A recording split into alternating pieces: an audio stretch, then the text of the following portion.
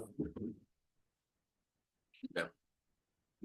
good evening, Cedar Point. My name is David Autry. I'll be hosting the meeting this evening. This will be the planning board meeting for Tuesday, March 3rd, 2026. So, roll call. Doug Pidner will not be here this evening, so Michael Castellano. Here. Bill Davis. Here. Brad Smith. Here. Tony Mitchell. Here. And myself. The minutes from November 5th, 2024, there was a correction in that. Everybody had a chance to take a look at that.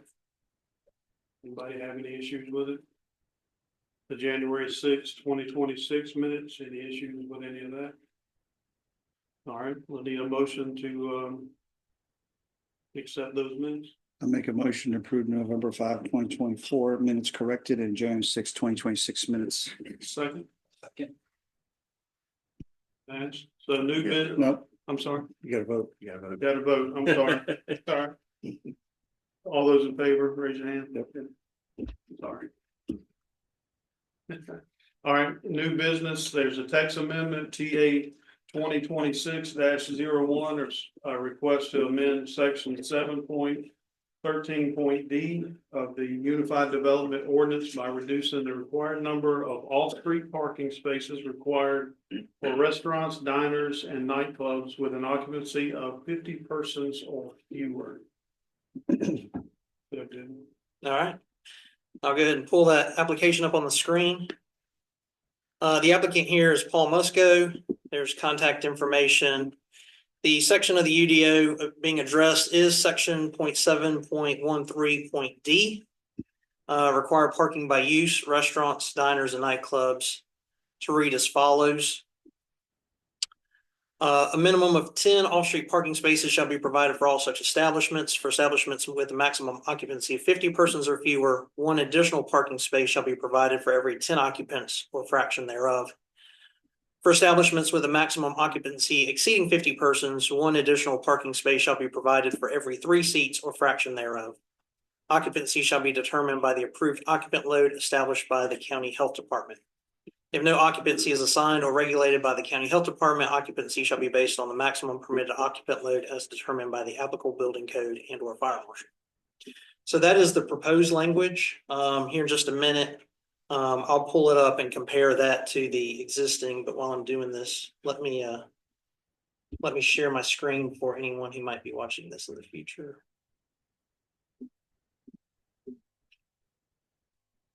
That way they can see it rather than looking at all your lovely faces the whole time. See the content itself. So response to question number 2, describe in your own words why the ordinance amendment request is necessary. The applicant responded that the existing space does not have sufficient area to meet the current parking requirements outlined in the UDO. The building has already been fully upfitted for use, and complying with the existing parking standard is not physically feasible on this site. Without this amendment, the property would be unable to operate as intended, creating a significant hardship for the owner despite substantial investment already being made. This request would allow the business to function while still maintaining reasonable parking standards appropriate for the size and occupancy of the establishment. In this particular response, the applicant is making reference to a particular property that they're working on, trying to establish a restaurant or bar in. However, keep in mind for purposes of looking at text amendments, you have to look at the town as a whole. So you have to assume any property that could be used for a restaurant or bar or nightclub, not just one particular one. You don't have a particular location here that's provided to you, but I just want to make sure you're aware of that as well. And when you look at this, think, is this ordinance appropriate anywhere in town that there might be a restaurant or bar? Is that what you want to do? Because you never know when a deal might fall through, another opportunity comes up, someone else comes in, wants another location. Once that ordinance has been adopted, that's what would be applicable to anybody looking at that particular use. 3, in your opinion, how will the request be of benefit to you if approved? Approval of this request would allow me to open and operate the business in space that has already been significantly invested in and fully upfitted for use. It would prevent financial hardship caused by an inability to meet parking requirements that are not physically achievable on this property. Additionally, approval would support local economic growth by creating jobs, activating an existing building, and providing another dining and entertainment option for residents and visitors. This amendment would help ensure the long-term viability of the business while still maintaining reasonable parking standards appropriate for its size and occupancy. Question number 4, how will the town of Cedar Point and or community benefit from the amendment to the Unified Development Ordinance? The applicant responded that the amendment would encourage the productive use of existing buildings by allowing small, already developed spaces to operate under realistic parking standards tied to actual occupancy. It helps support local small businesses, creates jobs, and generates additional tax revenue for the town without requiring new infrastructure. The amendment also promotes responsible redevelopment by preventing vacant or underutilized properties and adding dining and entertainment options for residents and visitors. Overall, it supports economic growth while maintaining sensible parking requirements that balance business needs with community impact. So that is the application that was submitted for your review. The applicant is here. If you have any questions, Paul Musco. I am. If you want to come up now and address the board, or I can kind of walk through these changes, or you can. Whatever you feel would be more beneficial for everybody involved. I'll go ahead and pull it up on the screen and you can kind of talk through it if you want. Okay. You can see Oh, the, yeah. So we're opening up for public comment now. No, He's the applicant. he's just he's the applicant. yeah, he's the applicant. So this is still under the context of this Okay. particular. Gotcha. So. Let me get to the right space here. I had it open earlier and closed it by accident. Oh. You go ahead, I'll pull it up for you. Okay, so is everybody here familiar with the space that we're working on over there? It's 911 Cedar Point Boulevard. It was the old Treehouse and then Mythic Brewing after Treehouse. Next to the All Pro was Beachview Auto, just 2 buildings before Dunkin' Donuts. So we were in the process of updating the building, and we went ahead and the occupancy at the time before we took it over was much greater. When we took it over, we didn't realize the occupancy had been lowered down to 12. We came over to Town Hall. We discussed a few options, and we decided that upgrading the septic system was where we needed to be on that. So we went ahead and put a whole new septic system in the backyard, upgrade the entire septic system to a brand new system. After we installed the septic system, we then realized, because we raised our occupancy, we now had a parking issue. We needed 10 parking spaces for the building, and then 1 space for every 3 occupants, which would be another 16 spaces. That would require 26 parking spaces in that area, which we all know is just not possible. And so we tried to look at a few different options, off-site parking, which David actually made a good point. We did lease the property 2 lots over, but I know that the text amendment or the UDO does say that, you know, we have to have parking on site where the building takes place or the business takes place. And also that we didn't own the property, we just leased it. So if we ever lost the lease, there would be an issue there. So we understood that. So we tried to work past that. I looked down at the code, and for buildings, you know, with 50 or less people, it just seems feasible to not have to have a parking space for every other person there. For a smaller business like the one we're trying to open up, it would just make sense to have, you know, the parking code lowered down for 50 or less down to 1 for every 10, and you're starting with the 10, so we'd end up with 15 parking spaces, which would, to me, would be sufficient for that property. And that's kind of where we stand today. It's been a long process. It's been going on for years. Every time I feel like we crossed a hurdle, we ran into another roadblock. So here we are today, and just asking for, you know, you guys to take into consideration, you know, the size of the building, the hardships, of course, we've been through, and just the business moving forward, you know, to be an asset to the town.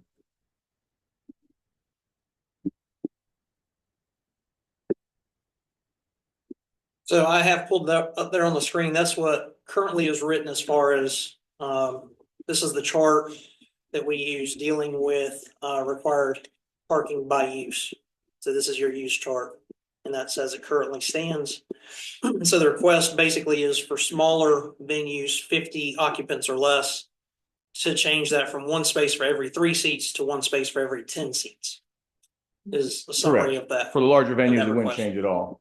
It's just for, you know, smaller businesses like that in the area that would benefit from having to have less, you know, space for parking.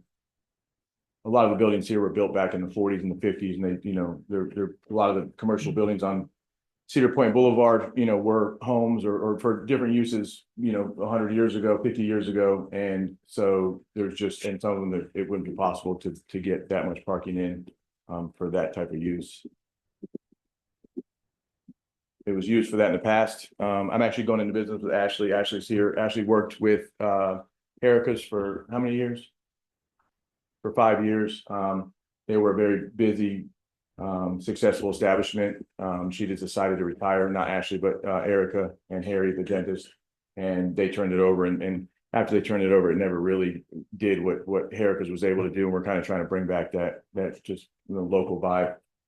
But I don't think you ever had an issue with parking, and there was even less than we'll have, and they were a fairly busy establishment. What was your occupancy?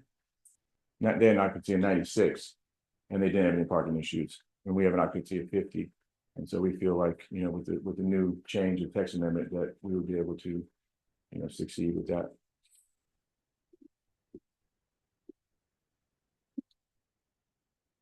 Y'all have any questions for him or? Yeah, so what is your current occupancy approved for right now? 50. 50, and that's based on your septic system Correct. or fire, just septic It's system? septic. Fire would be higher, but with the way the code is now, we had to get the septic upgraded and changed, and that's what they gave us. Okay, But previously they had 96. They had 96, and something changed with the code, correct? I mean, and then when we went back and had to go to the health department, in between the time that we had taken the building over, a gentleman was trying to build it out, and he went in front of, I'm not sure if it was the town or the county. I don't know if you know, Ashley, but he ended up an occupancy at 12. We were unaware of that when we took the building over. Otherwise, we probably never would have started this venture. With 12 people, there's not really any business you could probably make profitable. Not too many I can think of. Anyway, and then when we talked to the health department, they asked us to upgrade the septic, and we did that at a fairly large expense. And we just asked for 50, and the health department approved that. I would assume based on what it sounds like, the 96 occupancy would have been the building occupancy as a whole. Correct. Not the health department occupancy, 100%. which was 12. So even though the building code would allow, like in here, I don't know what ours is, 250 people in this room. I mean, our septic wouldn't hold that either on a regular basis. and you don't own the property adjacent, the wine business? We do not. And then have you been talking to Beachview Auto at all? I mean, none of the adjoining properties. Well, I won't speak for Christy. I don't know if you spoke to Christy about parking. I wouldn't think she has an issue, but I'm not going to put words in her mouth. The lot one over from that, who owns it, Mr. Weeks? Johnny Weeks. We have a lease in place with him to be able to park over there, and there's a pedestrian sidewalk, obviously, that connects the area. It's on the same side of the road. Beachview has been, you know, my contract for all my shuttle work at 34 for years, and they have no problem with parking there. How many vehicles do you think you can park in that leased lot? In the lease lot? Oh, God, it's big. I mean, it's where they do the Christmas trees. Probably, I mean, I would say 50 cars would fit in there. The issue he's running into, though, is our ordinances say that the required number of parking places have to be on site. On site, so that because he has the lot in between, that's causing the problem. Correct. He can park as many cars over there as he wants, as long as he has agreement with them. But in order to satisfy the town's requirement, the required number have to be on site. Because they're not touching each other. Well, even if they were touching, it would actually have to be on site. It's written in the code now where the business takes place, the parking has to be paved, and it has to be, there's been a lot of things that have been added in over the years to make it a little more stringent, a little more difficult and that's why we're here today. I got no more questions for him, but I have questions for each of us and then for David. All right, we have any more public comment? We have a unified development ordinance. And. If you would. Yeah, you got to come right up front. Take over. I mean, we have an ordinance for a reason, and it looks like somebody would have gone through all it takes before you start a business. Where are your employees gonna park? Aren't they gonna take up some of those spaces? We have a lease lot, a couple of. But it's a leased lot. You don't own that lot. It's at the whim of the owner to let you use it. There's only one employee. It's just a small, very small establishment. But still, you know, we have busy, 24 is really busy. And the town needs to think through that this isn't just for you. This will be for anybody in the future once you change it. And as a citizen, I think we need adequate parking. I mean, you'll probably have a great place, but where are people gonna park to go when you have ladies' night, stuff like that? Anyway, I just want you to consider what you're doing for future building as well. And thank you for being here. Thank you.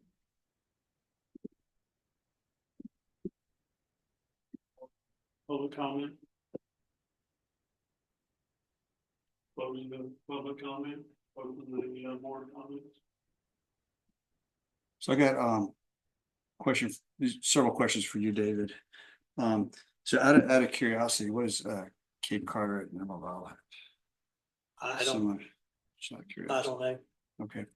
Can you step through what are some current restaurants and bars we have in town and they're meeting all the parking requirements? So I can't say definitively which ones are or are not, because some of them would be pre-existing non-conforming. Specifically, probably Riptides and Hericas are probably pre-existing non-conforming, but neither one of them have a whole lot of parking on site. Not Hericas, wine. One place, yep, Christine's, thank you. yep. They may or may not have sufficient on site. I suspect Bojangles certainly does. The Compass Grill, they had enough when they opened. If I remember correctly. The most recent one that was approved was Mugshots, and they just barely had enough parking spaces to meet their minimum. What about 34 degrees the bar? So they, I don't know if they actually do or not.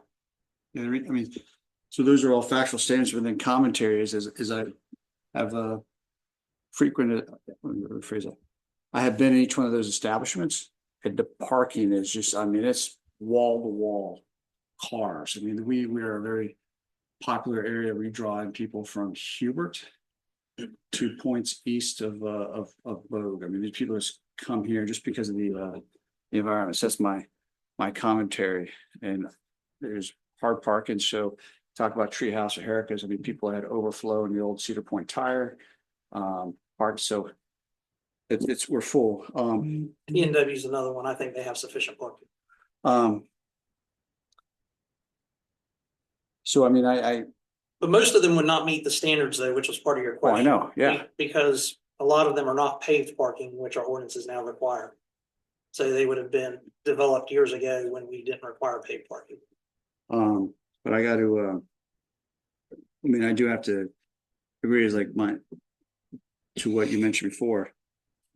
Why change the entire UDO? I mean, it's unfortunate you put a lot of money into that septic system, but to change the entire UDO because that's going to spread across the town. I mean, what has limited growth in our town is the requirement for septic systems and lack of parking. And whether a person agrees with it or not, I mean, it limits town. That's what's keeping us to have that small town character and limits where we have the focused large growth to within the, is it 1,000 meters or 1,500 meters of the 2458 intersection. I mean, it is right. We have these former homes that are now businesses along 24, but that's what's limited growth in this area. It's septic and parking, and that can be good or bad depending on what side of the argument or discussion point you're on as a person. Is the ADA parking requirements inclusive of these, or is that additive? So ADA requirements are based off of a percentage of the required parking spaces. So let's just say if there's 15 provided for this site, then I think you would have to have a minimum of 1 for 15 spaces under ADA, have to be band acceptable. But if you have 50 spaces, then now you're at 2 or 3. Right. So it's just a percentage to meet that requirement.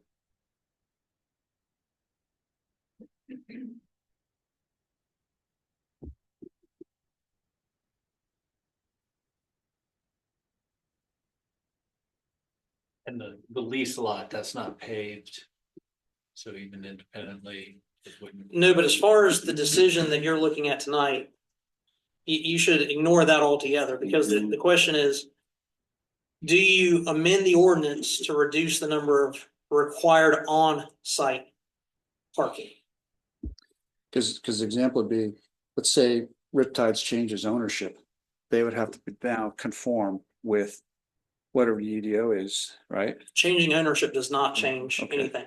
No, they would actually have to stop the use for at least So 6 months. So hypothetical business stops use for 6 months, they would then have to conform to it. And not every business around here could contract an offsite to then make up for that. And I mean, Riptide's is packed parking lot, I mean, every weekend. Well, I think, and that's, I'm trying to figure out how to formulate my question, but it's essentially, I notice sometimes when we have these things, I'm all for business owners trying to maximize their property for whatever they're trying to use with their property, it's their property, they own it. But when we change the entire ordinance every time a single business needs it, and that's what I was trying to figure out if there was a way that we could do, if there was some other variance, if there's a lease lot in this particular case. I remember when Mythic was open, there was never a parking issue because the lot in front of Mythic filled up and people would park over in this current lease lot. So it's from a practical standpoint, it solves that particular location's problem. And is there a way to solve it without creating new problems for the other? What about the wine places there now? They group there conforming? I know they're not. But they're not conforming because it was before. Mhm. So you got, now you have that location, talk Mhm. about Riptides, 34, Mhm. probably a couple others that are gonna continue on Mhm. doing business just the way they are, but now you're gonna penalize another one and not allow them to do what 3 or 4 others are doing already. That's problematic for me. I get, the future, things could happen. But I mean, if you're sitting there and you're looking at 3 or 4 other establishments that are operating non-conforming, what you said, and I can't do it just because of timing. I mean, the one right next door to them would be non-conforming. Until she shuts down. Nobody goes in there for 6 months and then they would have Or to. nobody goes in there for years Mhm. and you have a vacant property. Mhm. So, I mean, you're looking at a business now that there would be nothing there. It's gonna be an eyesore or become an eyesore because nothing will be in it. Nothing can go in it. Well, I mean, something could go in it, but it's not gonna be one of these type of businesses, but, I mean, I would just, like I said, my biggest issue with it was I would be looking at 3 or 4 other properties or businesses that are doing the exact same thing. And you're not letting them just simply because of timing. My thoughts anyway. Yeah, the policy argument behind that is over time, as things transition, that you see improvements over time. Mhm. Right. Otherwise, you kind of get stuck in the past. Mhm. Not to say that this should be treated one way or the other. I'm just from a policy standpoint. That's why non-conforming uses are allowed to continue as long as they continue. But when they're stopped for a period of time, whether that be 6 months or other places might say a year, then whatever you do at that point, you have to bring it up to the current code. And So, we've seen that in the and past. I mean, but I understand that, but I mean, you're looking at the businesses that we're dealing with now. Those ain't going anywhere. I mean, they're well established. Talking about Riptides, the parking lot's full. 34, they have to park across the street. It's, I don't know. I mean, I guess 10, 15 years from now, it could be different, but that was just my thoughts on it. yeah, the paved parking is kind of one of the larger steps in redevelopment, if you will. But for example, some of the other things that they would have to comply with, because they're gone from a vacant use, it's currently considered a vacant use, to a new use, whatever use will be a new use. They'll have to do some street yard landscaping and stuff like that as well. And that's kind of that same policy of over time, we're improving the town. But I get the argument that, this is one of the bigger burdens, if you will, for this particular use. So an example would be if Busy Bee ever shut down for 6 months, then they would have to be brought into compliance with setbacks and buffer zones with vegetation. And the reason I mention that is it's closer to home for you or I. So they're a non-conforming business right now with vegetative barriers between a business and a residential area. So that's how you get the slow improvement over time. So I'm just looking at the property. I don't know how you fit one ADA compliant parking spot for van access and 15 other parking stalls. So, I mean, unless you put a parking garage in there, parking on the sides and yeah. Well, they wouldn't be cumulative. It'd just be a total of 15, one of which being. I parked in there when it was Treehouse and Mythic. I parked in it when it was Cedar Point Tire. I mean, it's tight. And it was a house that somebody lived in at one point. It was built as that. And I mean, at some point, the I got two Davids here.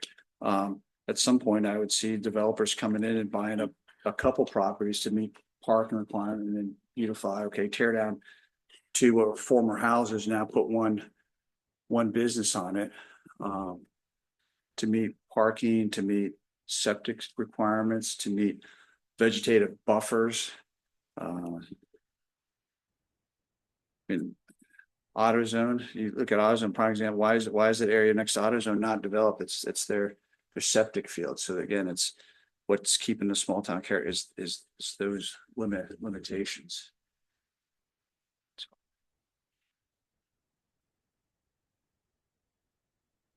All right, before you all get into your deep discussion and voting, I do need to go over our land use plan with you. We always have to consider the land use plan. Walking through it though, there isn't a whole lot that's really applicable to this type of request. The only thing that really stands out, if you go beginning on page, I think it's page 1 or 98. PDF page 110, but numbered page 98. This is the list of the town's goals and implementation for our land use plan. Of those, the only one that really stands out is ensure land use compatibility. So I'll go to that page. And it just simply says ensure development balances the protection of natural resources and fragile areas with economic development and avoids risks to public health, safety, and welfare. There isn't even any implementation actions that are really on point. So you basically have that statement to work with to make the determination of, is this proposal striking a good balance or not? So when you look at your agenda packet, I provided you with a proposed consistency statement for either direction you want to go with it, to say that it is consistent because it properly balances that protection and avoids those risks and is thus a compatible use of land. Or if you make the determination that it's not compatible, that it's not consistent with the land use plan because it does not properly balance the protection and or does not avoid risk to public health, safety, or welfare, and is therefore not a compatible use. So just keep in mind, whichever decision you decide this evening to recommend, that you have to adopt the appropriate consistency statement to match it. And I would encourage you to have that discussion on these issues. Is it a proper balance with economic development, and does it avoid risk to public health, safety, and welfare in making your decision? Dave, so areas that are, businesses that are conforming now. I'm gonna give you a hypothetical. If we reduce the one parking spot per 10 seats, hypothetically, then that business could expand their physical footprint of their building, correct? So now you're not required to have, let's say, 50 spaces, now I only need 10. Can I expand my building? Could that be an appropriate request? Just, Possibly, you have they could possibly have a couple options. One, expanding the building footprint itself. you know, Alternatively, they could convert some of the required parking into additional septic area and increase seating capacity as well. They'd have to, meet the balance between the two. But yeah, they could theoretically, there's other consequences more than just change in parking. There could be other effects that we're not even potentially talking about. Expansion of businesses, septic system, increased seats, more people coming in. I mean, yeah, so there's unintended consequences could occur. And then is that acceptable to us as a board, and then what our fellow citizens want?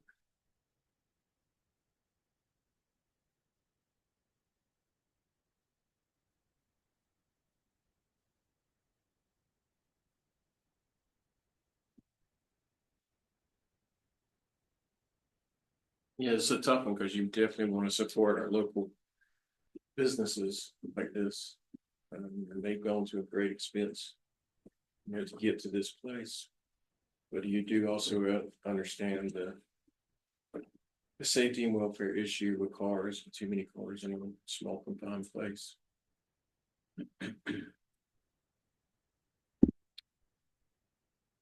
We're also talking about the ones with the occupancy of 50 or less, so it's not every business, right?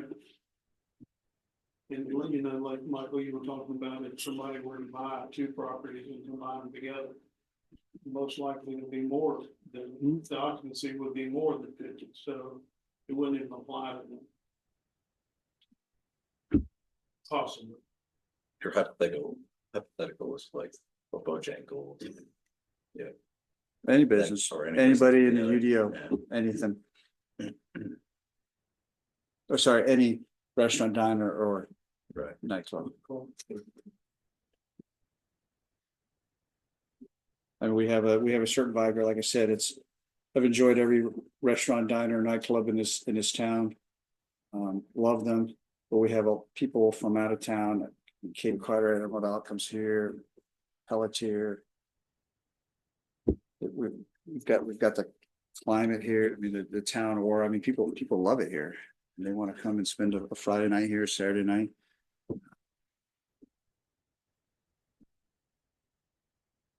But they don't live here. So not everybody in Cedar Point goes to these places on Friday night or Saturday night. So it's just what's the balance for the citizens that do pay the taxes in the town and other things. so Riptides is permitted at 40 seats. Just so you know. The new one, I'll pull it up just a second. Yeah.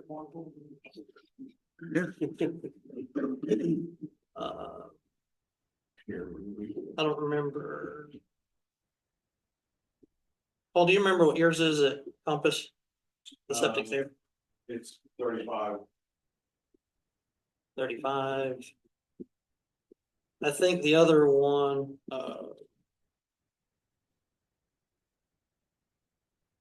I think Mug Shots was 30 if I remember correctly, but I'm trying to pull it up.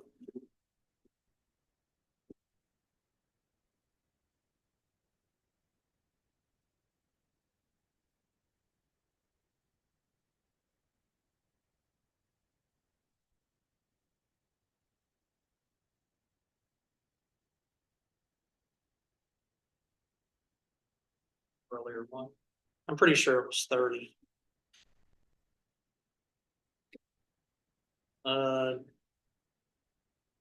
Pull up Duncan's. Try to pull up Duncan's. Do you remember what 34 North is? I do not. I think it's over 50. Yeah. If I'm not mistaken. But that's just to give you some numbers if it helps.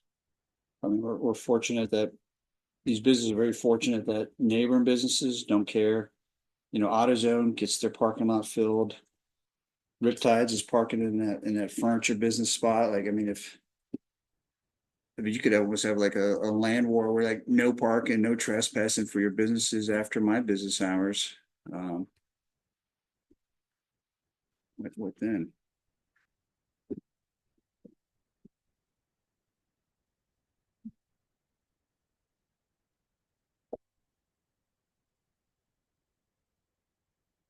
Studying over there, what you thinking? I'm just trying to wrap my head around all of it. Yeah. I think everybody realizes the delicate balance here between, trying to support the new businesses and new growth, but keep the old businesses and small town people. So it's definitely a balance. Further discussion, or do we hold the vote?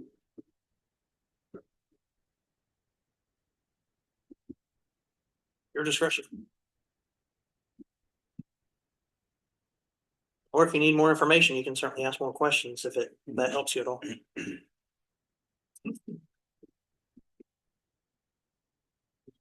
Anybody else have any questions now? Now that some of the discussion's been.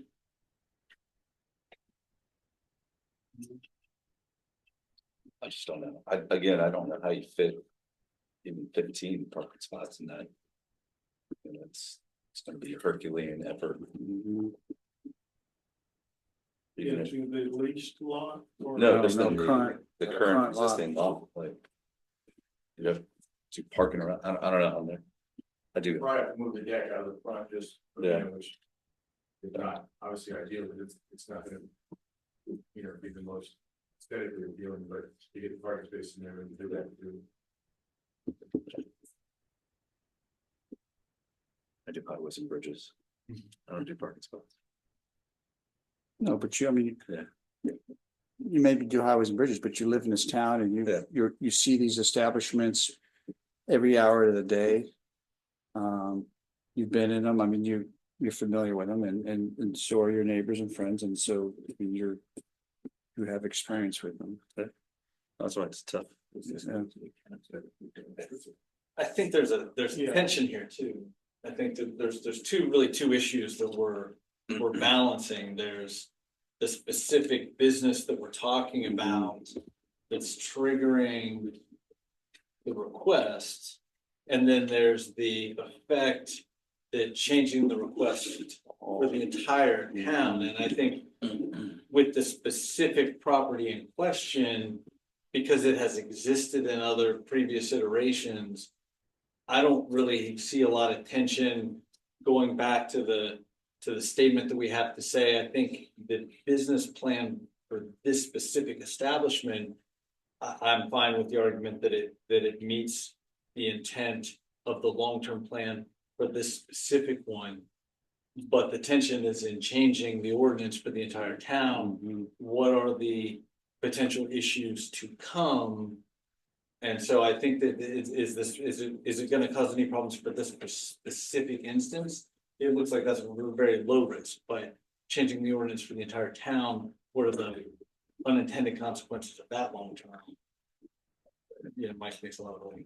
And so the UDO, and then what was the land use, what was the document you just, the last one you showed us? The comprehensive land use plan. Yes, so those are done over a period of many, many months with discussions with this board, with your predecessors, and then presented to the commissioners, so that it was the guardrails for us to use. So when you've got something that might be good for one business, but would affect everything, that would sort of like help us guide us to look at the overall town instead of a specific business. But it was done with many hours, with good discussions, and not under time pressure or emotional pressure of having frequented businesses in the past, or having maybe a relationship or friendship with different people who owned a property. So what is that way, the UDO and the comprehensive land plan so eliminates that to help guide us is how I look at it.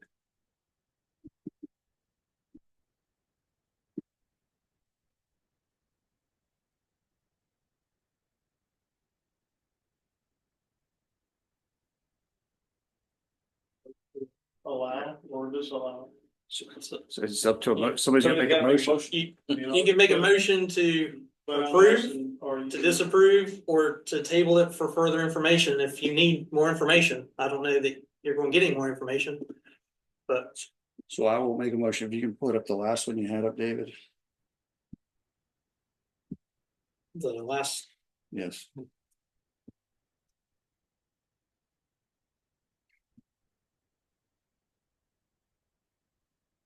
So I make a motion to look at the proposed consistent statement for text amendment. Town of Cedar Point Planning Board hereby finds that the following request, text amendment TA 2026-01, request to amend section 7.13 Delta of Unified Development Ordinance by reducing required number of off-street parking spaces required for restaurants, diners, and nightclubs with the occupancy of 50 versus fewer, is not consistent with the Town of Cedar Point Comprehensive Plan adopted November 16, 2023, because the proposed change does not properly balance the protection of natural resources and the fragile area with economic development, and or does not avoid risks of public health, safety, welfare, and is therefore not a compatible use of land. That's my motion. Yeah, a second. A second. No, no vote. All those in favor? For change?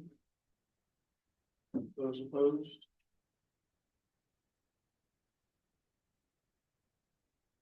so that motion dies. Yeah. Mhm. The floor is now open for someone else to make a alternative motion. Any other motion? You wanna roll back to the one consistent?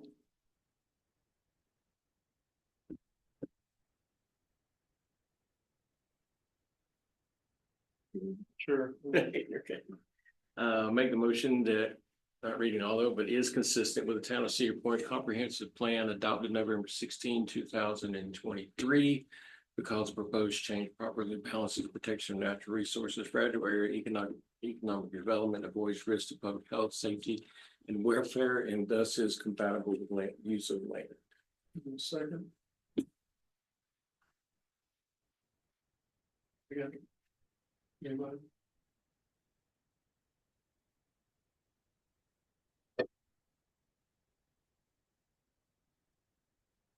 I'm just debating on whether or not to table this or Doug gets back and then we have.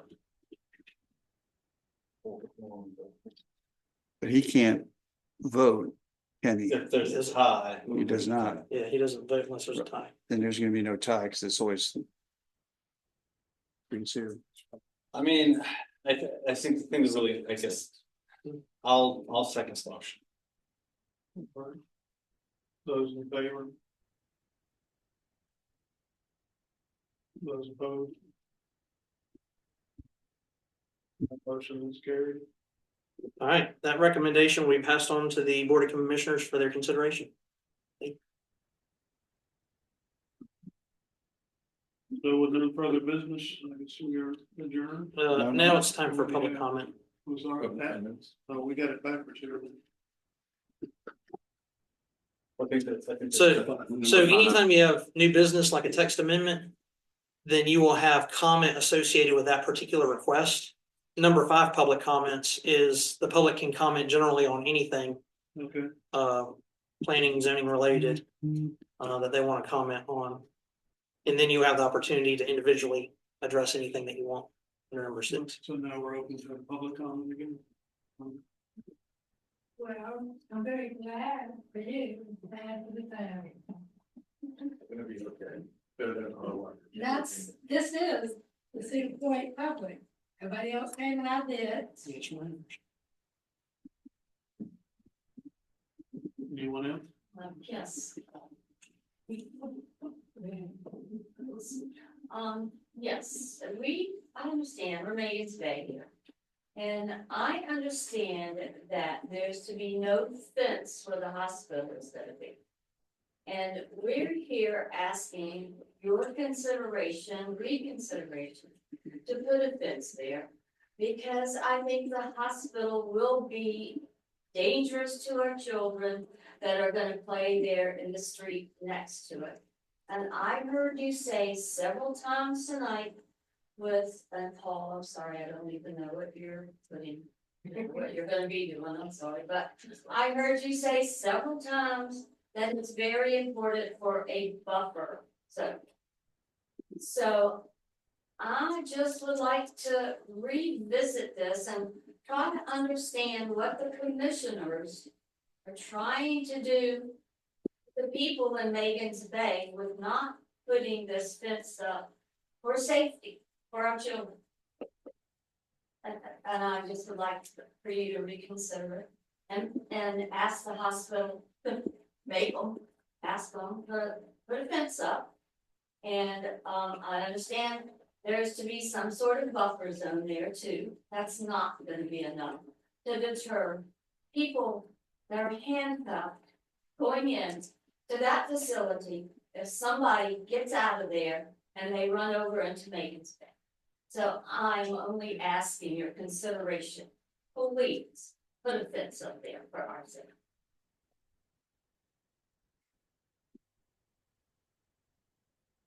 I second the same concern I'm also in Megan's Bay, and I know we brought this up at a couple of different planning board meetings. I know we brought it up at the FGP during the site plan finalization. And it feels like it's just an issue that just keeps getting asked and then kind of kicked down the curb. We just want an answer, yes, you're gonna ask them, or no, you're not gonna ask. And if it's a no, why are we not asking? It doesn't seem like it's an unreasonable request to have a fence on that property line. We have another fence along the other property line of Baggett Bay that goes between our neighbors in Bridgeview, which was part of the plat site approval that was happened 2022, I guess. It's in those final plans that there has to be a fence. So I guess the question is, why did there have to be a fence between neighborhoods, but there doesn't have to be a fence between a residential neighborhood like Maggins Bay and then a kind of different commercial use? It's not, you know, a Dunkin' Donuts or not somebody Paul's where it's more neighborly. It's a big commercial site with transient people that are coming obviously for service and then they're leaving. So we don't know them. And it would just give, I think, everyone peace of mind to have a fence. And it doesn't seem like it's a big ask, but it doesn't seem like it's even being asked of the hospital. We get no feedback. I know there's been emails to the town manager. We never get told yes or no. We never get told we've asked. We're getting no response. We're not asking. We get nothing back. So we're here once again to ask, please request or demand a fence. I don't think it's that big of a deal for the hospital to install a fence on that property line. It's not even that big of a problem. Thank you. I would just like to add, What was your name, please? Leanne Schwartz in Maggins Bay. add to what she said. That's my daughter, but I don't live in Maggins Bay, but I do live in this township. And I just wanted to make sure that you are acquainted that this is a 24-hour, 7-day-a-week operation. So therefore, there is no break for these people who live there. And you only need one time, one event to ruin everything. I can't imagine that the hospital wants to come in and start as not being a very nice or good neighbor. So present it to them that way. Thank you. One other thing to jump on that. When it was asked in, I think, the September planning board meeting, the representative from the health flex was here. And that specific question was asked, can we put in a fence? And he said, I think it's something we can talk about. So let's talk about it. It didn't sound like he was opposed to it. He said, it's something we can consider. Really not a big deal. It's a stinking fence.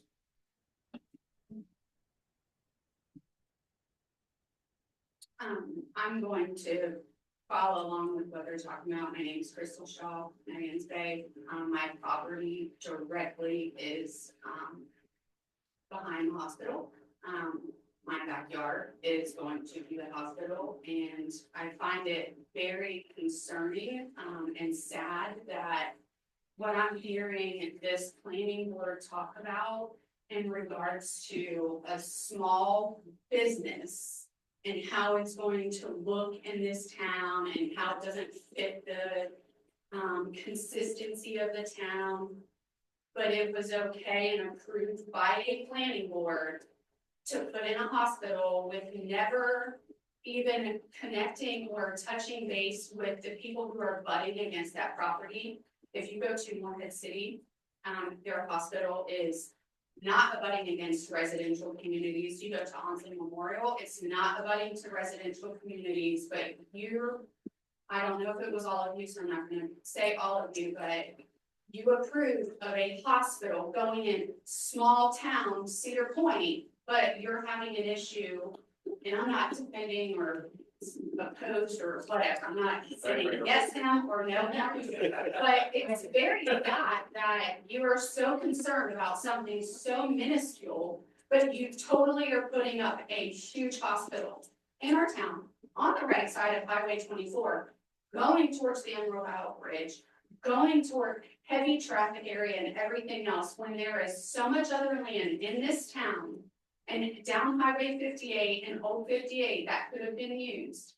And this is a problem. Like, there's huge inconsistencies with your planning board and your decision making, and it's very disappointing that you would even throw a fit about something so small, but yet something so large that is drastically impacting not only the safety, but our property values, being abutted against a hospital. I'm in real estate 100%.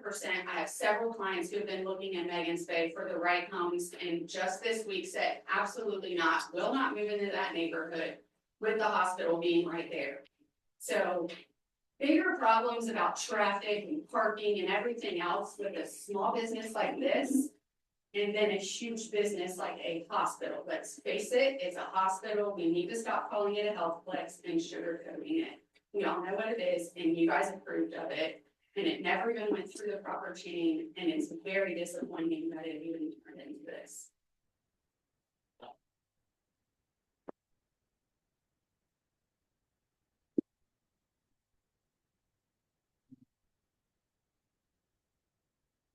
Hard to follow that, but, after that, I'm making bagel, so. I was talking about fence there. It's a very simple thing. I'm sure the cost of it is minimal to the hospital. Something we're asking for, I think we would ask them to require it, it would be a simple thing to do. Okay, it's minimal cost, and it's something that makes us, the community, feel better. So, yes, we do.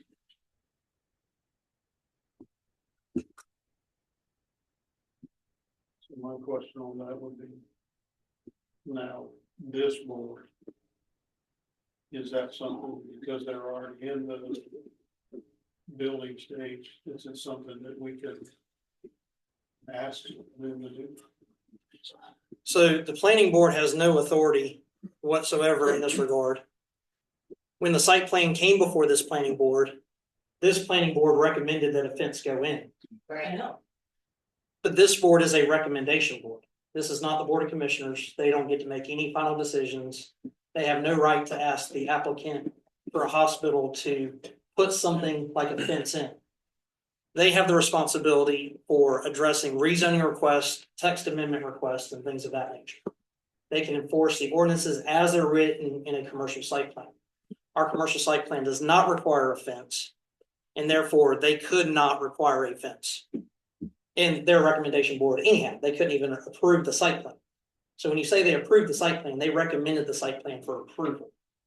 So just so you know, they can't do anything about a fence at this point in time whatsoever. The Board of Commissioners, when the Board of Commissioners looked at it, the Board of Commissioners cannot impose a fence requirement as part of the commercial site plan approval. Why? Because our ordinances do not require a fence. We can't require something that it's not required, except in the context of a special use permit. We went through a special use permit process. Some of you were here. The issue was brought up 3 barely. years later, remember that. The process, the fence was brought up barely. A lot of questions were asked, but there was no strong evidence to indicate a need for a fence. And the Board of Commissioners did not require one of them as part of that special use permit process. During that meeting, At this, can I finish? Sure. At this point, that permit has been issued, not requiring a fence. So the Board of Commissioners could ask them to put in a fence, but there's no obligation on the hospital to do so. So at that meeting, I know two Baggins Bay residents did ask for a fence. They actually both turned and looked at the hospital representative and the board of commissioners were sitting here. So I don't think as residents, we're not in this world. We don't know when our requests have been like logged correctly or incorrectly. We went to the SUP, we asked the question, assuming that these things would start to take place. SUP passed, and then we heard crickets about the fence.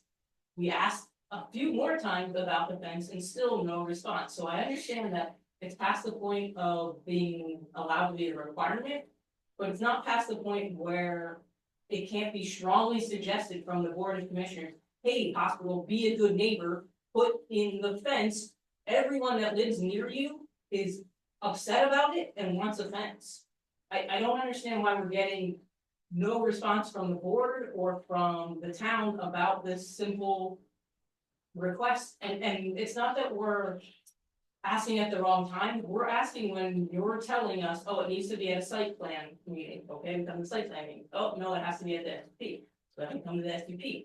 Thinking that we've asked and done our due diligence and have raised the point when we're supposed to, and then the point just kind of gets swept under the rug and nothing gets done about it. And at that meeting, there were no expert witnesses from the hospital presenting their plan. There was just the doctor representing the hospital, and he's not an expert in anything with planning or zoning. And nobody presented any facts for or against the fence, for or against having it there, for or against property values going up or down. And frankly, I didn't think you were gonna vote on it that night. I was really flabbergasted. However, now we're at the fence. Well, as you just stated, and I'm not here to argue with anyone. As you just stated, there was no evidence in support of a fence. No, I On either side of it. That the applicant did not have any expert witnesses. Zero. And that was for them to do. The standard is if they make a bare allegation that it's met, then evidence has to be sufficient to overcome that. If there isn't evidence to demonstrate a need for a fence, then the board legally could not require a fence. I spoke up and I had evidence, and I'm just as good of an expert as it's not expert. Like At this point, the Board of Commissioners ruled on the special use permit. They did not require a fence. This was brought up in their last meeting 2 weeks ago. They addressed the fence issue again by one of the residents in Megan's Bay. Right. So it has been addressed a couple times. But we're not getting a response. It's being addressed one way. We keep asking, nothing keeps. Are you going to? Yes, are you going to ask? And if so, when can we expect an answer? That's a decision. The board can certainly reconsider their decision. At this point, they have not asked for a fence to be installed. Well, some of the boards here are they gonna No, reconsider their we're- decision? Okay, so what you're saying is we should come back for the board of commissioner meeting again and ask once again? We I'm just did this 2 weeks ago. I'm suggesting to you that the Board of Commissioners are the only ones that have the authority to even make the request for a fence. So if you want an answer, you're wasting your time talking to this group because they have no authority. But what the Board of Commissioners will ultimately decide to do in any given situation, I can't speak for. So you're more than welcome to come back and make a request again. Make another request, because I know You're there certainly was a welcome resident to. here 2 weeks ago that made that request.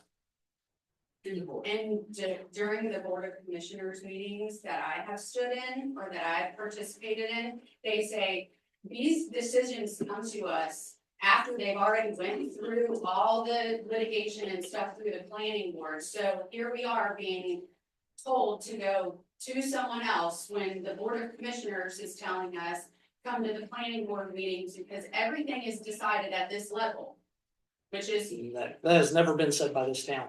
yes, it It was. is. Yes, it was. I It was during that sub meeting. Yes, it was. It was that guy over here. They have no authority to make any final decisions on anything, period. Period, ever.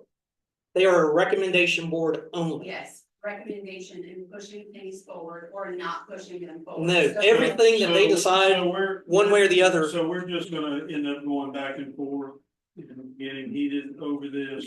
I understand your concerns, but as David said, there's nothing that we're gonna be able to do for it, so there's no need for us to keep doing the back and forth. Well, let me ask you one thing. You need to go to the hospital. Hold on I'm just a sorry. second. I'm sorry. If it is something that the Board of Commissioners can make a change on or request, strong request or whatever it is to get the fence, then that's the meeting to do that at. But there's no reason to go back and forth. I understand y'all are upset about it, but there's no need to go back and forth at this meeting because there's nothing that we can do about it. Well, you could make a recommendation, would you not? My understanding is the recommendations for that were done months ago. You could agree to it So- again.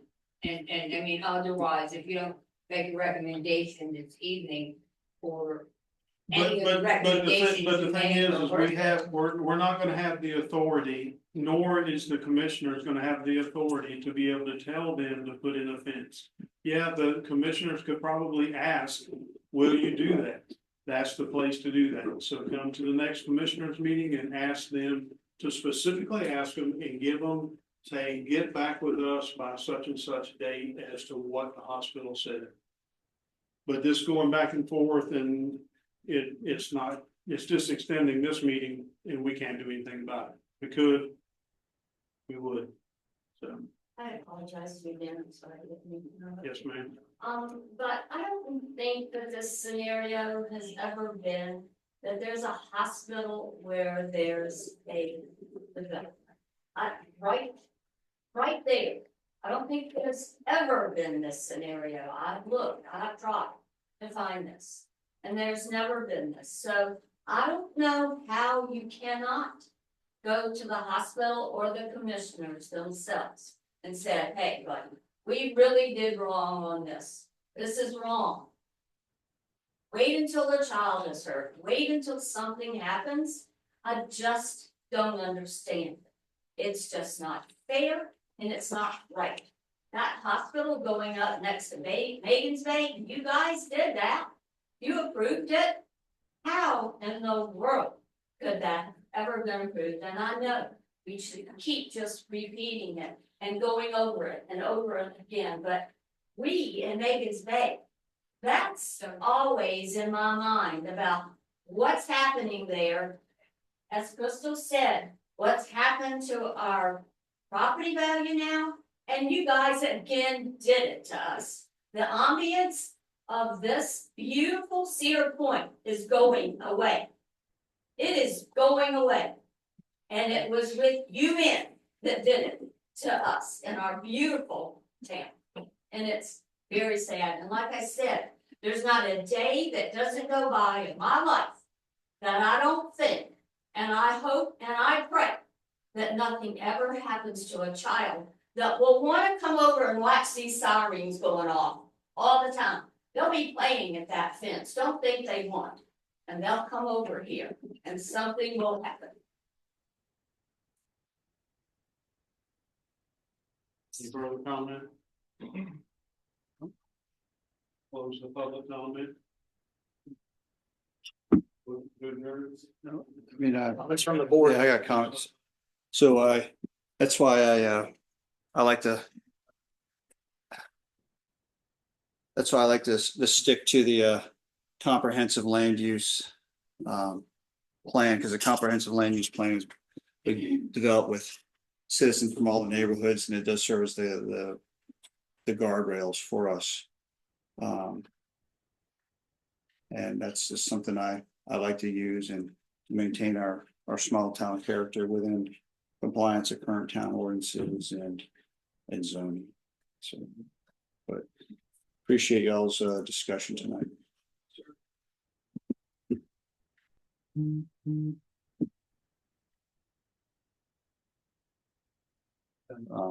Make a motion to close tonight's meeting, to adjourn it. Second. Meeting is adjourned. All right, thank you, gentlemen.